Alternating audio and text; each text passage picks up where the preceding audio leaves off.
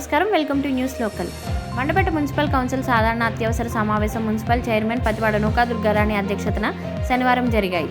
MLC ఎన్నికల code నేపథ్యంలో సమావేశం ఎటువంటి సమస్యలను చర్చకు తీసుకురాకుండా సాదాసీదాగా ముగించారు. కొందరు ఉద్యోగులు పదవి విరమణ చేయడంతో వారికి చెల్లించాల్సిన పీఎఫ్ నిధుల ఆమోదం నిమిత్తం కౌన్సిల్ అత్యవసర సమావేశం ఏర్పాటు చేయడం జరిగిందని, ఎమ్మెల్సీ ఎన్నికల కోడ్ నేపథ్యంలో దయచేసి ఎటువంటి చర్చలు జరపవద్దని కమిషనర్ రంగారావు సభ్యులను కోరారు. మాట్లాడేందుకు లేనప్పుడు సమావేశం దేనికంటూ సభ్యులు అసహనం వ్యక్తం చేస్తూ సమావేశం ముగించారు. ఈ కార్యక్రమంలో కౌన్సిలర్లు, మున్సిపల్ సిబ్బంది పాల్గొన్నారు.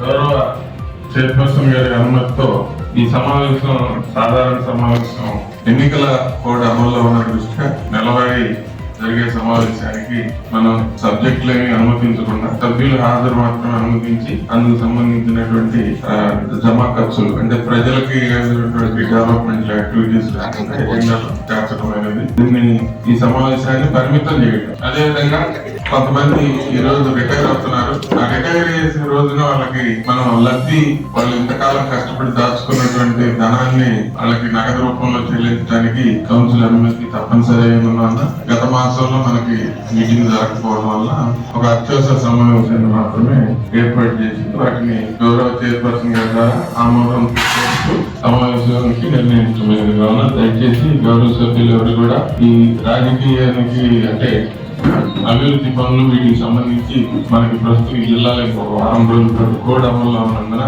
దయచేసి సహకరించవలసిందిగా అందరూ గౌరవ సభ్యుల్ని కోరతాం.